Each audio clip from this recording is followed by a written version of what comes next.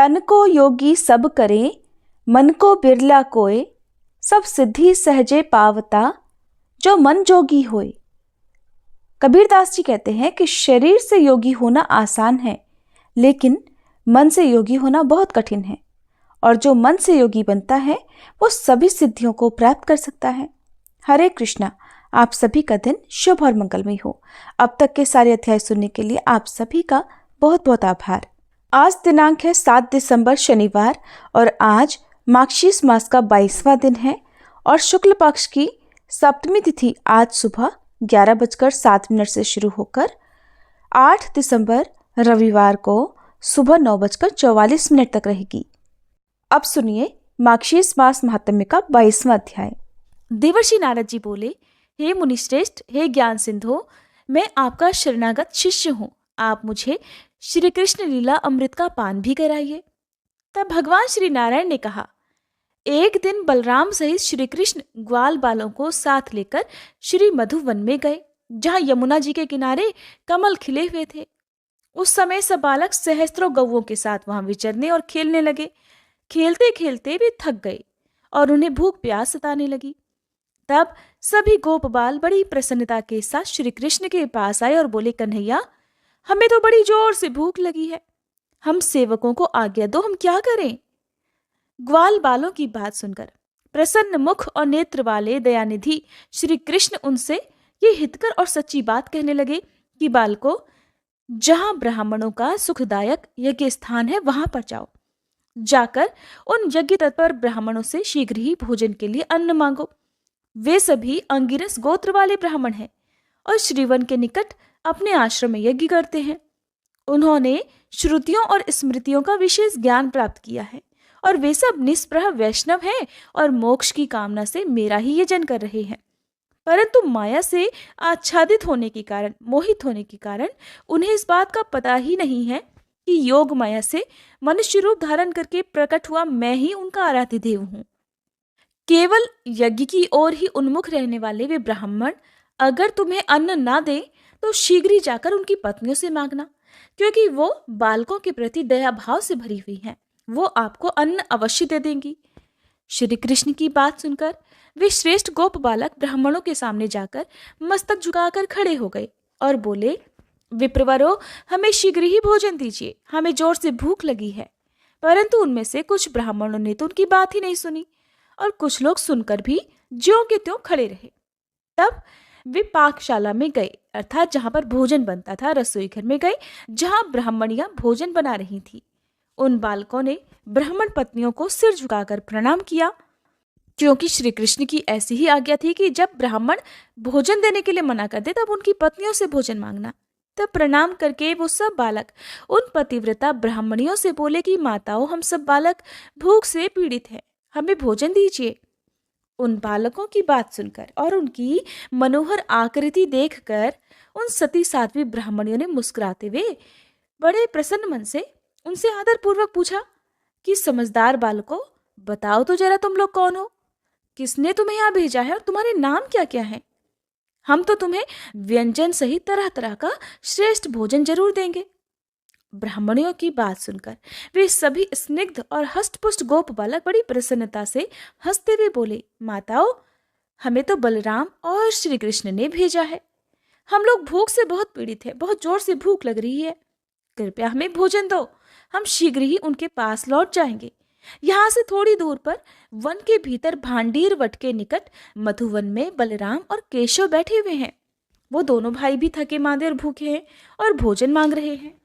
माताओं, आपको अन्न देना है या नहीं देना है, ये शीघ्र ही हमें इसी समय बता दो, नहीं तो हम कोई और उपाय ढूंढे। गोपों की बात सुनकर ब्राह्मणियां हर्ष से खिल उठी। उनकी आंखों में आनंद के आंसू झलक आए, सारे अंग पुलकित हो उठे। उनके मन में बड़ी इच्छा थी कि हमें श्री कृष्ण चरणों के दर्शन हो जाएं। उन्होंने सोने, चांदी और फूल की थालियों में बड़ी प्रसन्नता के साथ तरह तरह के व्यंजनों से युक्त अत्यंत मनोहर अगहनी चावल का भात, खीर, स्वादिष्ट पीठा, दही, दूध, घी और मधु रखकर श्री कृष्ण के पास प्रस्थान किया। वे मन ही मन तरह तरह के मनोरथ लेकर जाने को उत्सुक हुई। अब उन्होंने वहां पहुंचकर बालकों सहित श्री कृष्ण और बलराम जी के दर्शन किए श्री कृष्ण वट के मूल भाग के निकट बालकों के बीच में बैठे हुए थे, इसलिए तारों के बीच विराजमान चंद्रमा के समान शोभा पा रहे थे। श्याम अंग, किशोर अवस्था और शरीर पर रेशमी पीतांबर से भी बड़े सुंदर दिख रहे थे। मुख पर मंद मुस्कान खेल रही थी। शांत स्वरूप राधाकांत बड़े ही मनोहर प्रतीत होते थे। उनका मुख शरतकाल की पूर्णिमा के चंद्रमा को भी लज्जित कर रहा था। वे रत्नमय अलंकारों से विभूषित थे और रत्न निर्मित 2 कुंडलों से उनके गंड स्थल की बड़ी शोभा हो रही थी। हाथों में रत्नमय केयूर और कंगन और पैरों में रत्न निर्मित नुपुर उनके आभूषण थे। उनके गले में घुटने तक लंबी शुभ्र रत्नमाला धारण कर रखी थी। मालती की माला से उनके कंठ और वक्षस्थल दोनों सुशोभित थे। चंदन, अगुरु, कस्तूरी और कुमकुम से उनके श्री अंग चर्चित थे। नखों और कपोलों अर्थात गालों का सौंदर्य देखने लायक था। सुंदर लाल रंग के ओठ पके हुए अनार को भी लज्जित कर रहे थे। ब्रह्मा, शिव, धर्म, शेषनाग और बड़े बड़े मुनीश्वर उनकी स्तुति करते हैं। ऐसे परमेश्वर के दर्शन करके ब्राह्मण पत्नियों ने भक्ति भाव से श्रद्धा पूर्वक उन्हें प्रणाम किया और अपने ज्ञान के अनुरूप उन मधुसूदन की स्तुति की। विप्र पत्नियां बोली, हे भगवान, आप स्वयं ही परब्रह्म, परम धाम, निरीह, अहंकार रहित, निर्गुण, निराकार और सगुण आकार हैं। आप ही प्रकृति पुरुष और आप उन दोनों के परम कारण हैं। सृष्टि, पालन और संहार के विषय में नियुक्त जो ब्रह्मा, विष्णु और शिव ये तीनों देवता कहे गए हैं, वे भी आपके ही सर्व बीज में अंश हैं। वेद में आपको अनिर्वचनीय कहा गया है, फिर भला कौन आपकी स्तुति करने में समर्थ है? हे प्राणेश्वर, हम स्त्रियां आपकी क्या स्तुति कर सकती हैं? हे देव, हम पर प्रसन्न होइए, दीन बंधु कृपा कीजिए। ऐसा कहकर सभी ब्राह्मण पत्नियां उनके चरणों में पड़ गईं। तब भगवान श्री कृष्ण ने प्रसन्न मुख और नेत्रों से उन सबको अभयदान दिया। जो पूजा काल में विप्र पत्नियों द्वारा किए गए इस स्तोत्र का पाठ करता है, वह ब्राह्मण पत्नियों को मिली हुई गति को प्राप्त कर लेता है, इसमें कोई संशय नहीं। भगवान श्री नारायण कहते हैं, हे नारद, उन ब्राह्मण पत्नियों को अपने चरणों में पड़ी हुई देखकर श्री मधुसूदन ने कहा, देवियों, वर मांगो, तुम्हारा कल्याण होगा। श्री कृष्ण की ये बात सुनकर उन ब्राह्मण पत्नियों को बड़ी प्रसन्नता हुई। श्रद्धा से उनका मस्तक झुक गया और वे भक्तिभाव से इस प्रकार बोली, हे श्री कृष्ण, हम आपसे वर नहीं लेंगी। हमारी तो इच्छा ये है कि आपके चरण कमलों की सेवा हमें प्राप्त हो जाए, इसलिए आप हमें अपना दास्य भाव और परम दुर्लभ सुदृढ़ भक्ति प्रदान कीजिए। केशव, हम हर क्षण आपके मुखारविंद को देखते रहें, यही कृपा कीजिए। प्रभो, अब हम पुनः घर को नहीं जाएंगी। द्विज पत्नियों की अर्थात ब्राह्मण पत्नियों की ये बात सुनकर करुणा निधान त्रिलोकीनाथ श्री कृष्ण ने बहुत अच्छा कहकर उनकी प्रार्थना स्वीकार कर ली। फिर वे बालकों की मंडली में वापस जाकर बैठ गए। फिर उसके बाद ब्राह्मण पत्नियों ने उन्हें सुधा के समान मधुर अन्न प्रदान किया जो वो अपने साथ लेकर आई थी। भगवान ने उस अन्न को लेकर गोप बालकों को भोजन कराया और फिर स्वयं भोजन किया। इसी समय ब्राह्मण पत्नियों ने देखा कि आकाश से एक सोने का बना हुआ श्रेष्ठ विमान उतर रहा है। उसमें रत्नमय दर्पण लगे हुए हैं। उसके सभी उपकरण रत्नों के सार तत्व से बने हुए हैं। रत्नों के ही खंभों से वो आबद्ध है और उत्तम रत्नमय कलशों से वो और भी उज्जवल जान पड़ता है। उस रथ में श्वेत चंवर लगे हुए हैं। अग्निशुद्ध दिव्य वस्त्र उसकी शोभा बढ़ाते हैं। उस विमान को पारिजात के फूलों की मालाओं के जाल से सजाया गया है। उसमें 100 पहिए हैं। मन के समान गति से चलने वाला वह विमान बड़ा ही मनोहर है। वनमाला से विभूषित दिव्य पार्षद उसे सब ओर से घेरे खड़े हैं और उन सभी पार्षदों ने पीतांबर धारण कर रखा है। वे रत्नमय अलंकारों से अलंकृत, नूतन यौवन से संपन्न, श्याम कांति वाले, परम मनोहर, 2 भुजाओं से युक्त और गोप वेशधारी थे। उनके हाथों में मुरली थी। उन्होंने मोरपंख और गुंजा की माला से सजे हुए टेढ़े मुकुट धारण कर रखे थे। वे रथ से तुरंत ही उतरकर श्री कृष्ण के चरणों में प्रणाम करके ब्राह्मण पत्नियों से बोले कि आप सभी इस विमान पर चढ़ जाइए। ब्राह्मण पत्नियां श्री कृष्ण को नमस्कार करके मनोवांछित गोलोक में जा पहुंची। वे मानव देह का त्याग करके तत्काल ही दिव्य गोपियां हो गईं। फिर श्री कृष्ण ने वैष्णवी माया के द्वारा उनकी छाया का निर्माण करके स्वयं ही उन्हें ब्राह्मणों के घरों में भेज दिया। ब्राह्मण लोग अपनी पत्नियों के लिए मन ही मन बहुत उद्विग्न थे और सब उनको ही खोज रहे थे। इसी समय रास्ते में उन्हें अपनी पत्नियां वापस आती हुई दिखाई दी। उन्हें देखकर सब ब्राह्मणों के मुख और नेत्र प्रसन्नता से खिल उठे, संपूर्ण अंग पुलकित हो गए और वे विनय पूर्वक उनसे बोले कि अहो, तुम सब लोग परम धन्य हो, क्योंकि तुमने साक्षात परमेश्वर के दर्शन किए हैं।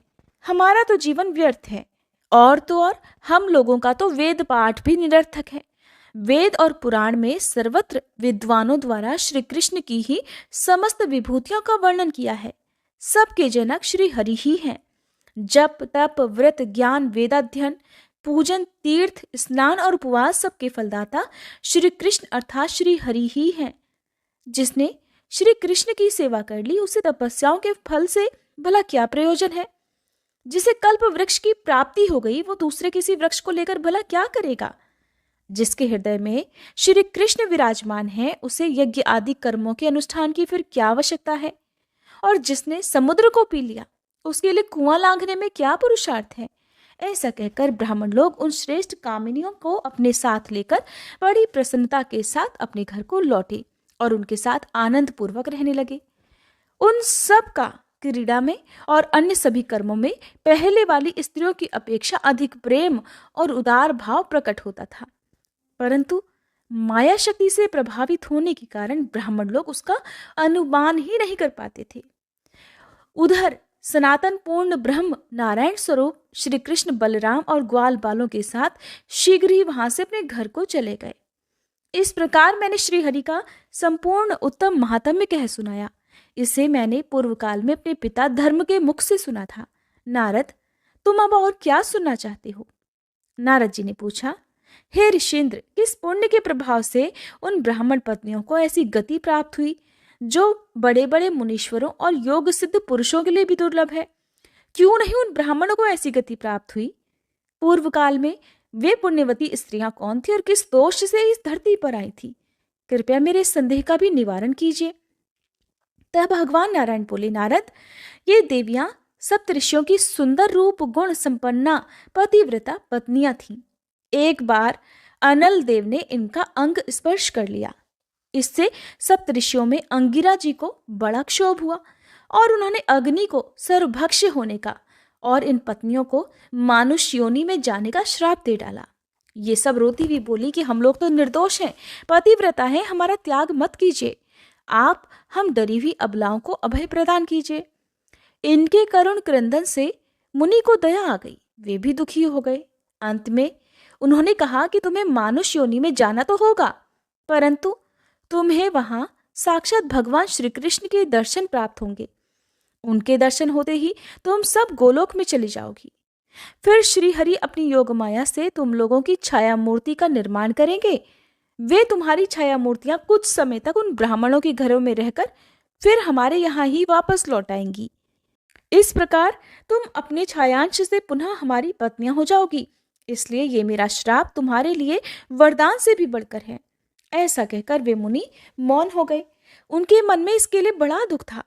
वे स्त्रियां शापवश धरती पर आकर उन ब्राह्मणों की पत्नियां हुई और श्री कृष्ण को भक्तिभाव से अन्न समर्पित करके वे उनके धाम को चली गईं। निश्चय ही उनका शाप उनके लिए श्रेष्ठ संपत्ति से भी अधिक महत्वशाली हुआ। नीच पुरुष से मिली हुई संपत्ति भी निंदनीय है, किंतु महात्मा पुरुष से प्राप्त हुई विपत्ति भी श्रेष्ठ होती है। अहो, साधु पुरुषों का कोप तत्काल ही उपकार में बदल जाता है। विपत्ति के बिना धरती पर किसी की महिमा भला कैसे प्रकट हो सकती है? पतियों के परित्याग से भूमि पर उत्पन्न हुई ब्राह्मण पत्नियां श्री कृष्ण के दर्शन से सदा के लिए भवबंधन से मुक्त हो गईं। इस प्रकार मैंने श्री हरि के इस उत्तम चरित्र को पूर्ण रूपेण कह सुनाया। उन पुण्यवती ब्राह्मणियों के मोक्ष की ये मनोरम कथा अद्भुत है। विप्रवर, श्री कृष्ण की लीला कथा पद पद में नई नई जान पड़ती है और इसे सुनने वालों को तो कभी तृप्ति ही नहीं होती। भला कल्याणमयी कथा के श्रवण से कौन तृप्त हो सकता है? मैंने पूज्य पिताजी के मुख से जितना रमणीय भगवत चरित्र सुना था उसका वर्णन वैसे ही कर दिया। अब तुम अपनी इच्छा बताओ, फिर क्या सुनना चाहते हो? तब नारद जी ने कहा, हे कृपा निधान, हे जगत गुरु, आपने पूर्व काल में पिता के मुख से श्री कृष्ण की जो जो मंगलमयी लीलाएं सुनी हैं वे सब मुझे सुनाइए। श्री सूत जी कहते हैं, हे शौनक जी, देवर्षि का ये वचन सुनकर भगवान नारायण ने स्वयं ही श्री कृष्ण महिमा के अन्य प्रसंगों का वर्णन आरंभ किया। और इन सभी प्रसंगों का वर्णन आप आने वाले अध्यायों में सुनिएगा। हरे कृष्णा। आज के अध्याय में बस इतना ही। अब सुनिए श्री कृष्ण चालीसा पाठ। बंशी शोभित कर मधुर नील जलद तन श्याम, अरुण अधर जनु बिंबा फल नयन कमल अभिराम, पूर्ण इंद्र अरविंद मुख पीतांबर शुभ साज, जय मन मोहन मदन छवि कृष्ण चंद्र महाराज, जय यदुनंदन जय जगवंदन, जय वसुदेव देवकी नंदन, जय यशोदासुत नंद दुलारे, जय प्रभु भक्तन के धृग तारे, जय नट नागर नाग नथैया, कृष्ण कन्हैया धेनु चरैया, पुनि नख पर प्रभु गिरिवर धारो, आओ दीनन कष्ट निवारो, वंशी मधुर अधर धरि तेरी, होवे पूर्ण मनोरथ मेरो, आओ हरि पुनि माखन चाखो, आज लाज भारत की राखो, गोल कपोल चिबुक अरुणारे, मृदु मुस्कान मोहिनी डारे, रंजित राजीव नयन विशाला, मोर मुकुट वैजंती माला, कुंडल श्रवण पीत पट आछे, कटी किंकणी काछन काछे, नील जलज सुंदर तन सोहे, छवि लखि सुर नर मुनि मन मोहे, मस्तक तिलक अलक घुंघराले, आओ कृष्ण बांसुरी वाले, करी पय पान पूत नहीं तार्यो, अका बका कागा सुर मार्यो, मधुवन जलत अग्नि जब ज्वाला, भय शीतल लखित ही नंद लाला,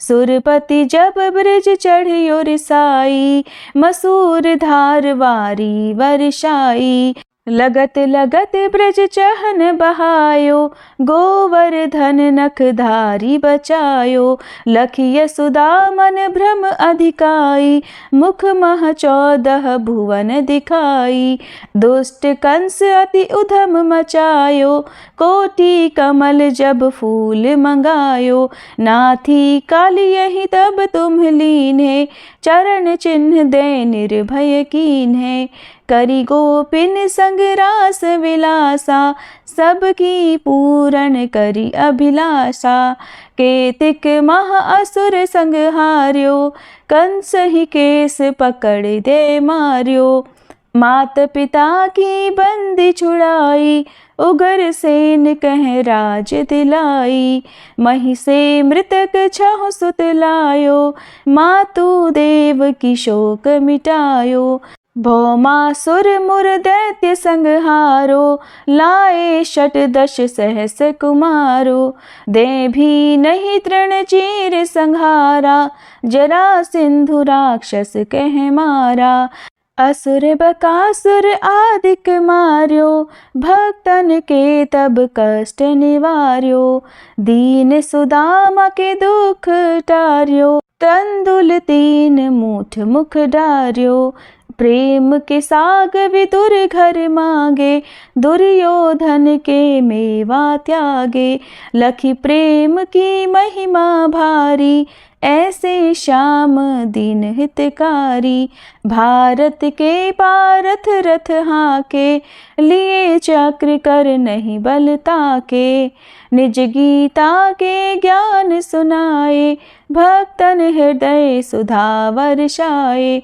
मीरा थी ऐसी मत वाली, विष पी गई बजा कर ताली, राना भेजा सांप पिटारी, शालिग्राम बने बनवारी, निज माया तुम विधि ही दिखायो, उरते संशय सकल मिटायो, तब शत निंदा करि तत्काला, जीवन मुक्त भयो शिशुपाला।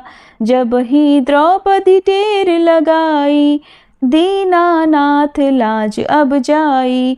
तुरत ही वसन बने नंदलाला, बढ़े चीर भय अरि मुँह काला। असनाथ के नाथ कन्हैया, डूबत भंवर बचावत नैया। सुंदर दास आस उरधारी, दया दृष्टि की जय बनवारी। नाथ सकल मम कुमति निवारो, क्षमहु बेगी अपराध हमारो। खोलो पट अब दर्शन दीजे, बोलो कृष्ण कन्हैया की जय। बोलो कृष्ण कन्हैया की जय, बोलो कृष्ण कन्हैया की जय। ये चालीसा कृष्ण का पाठ करे उरधारी, अष्ट सिद्धि नवनिधि फल लहे पदार्थ चारी। बोलो श्री कृष्ण भगवान की जय।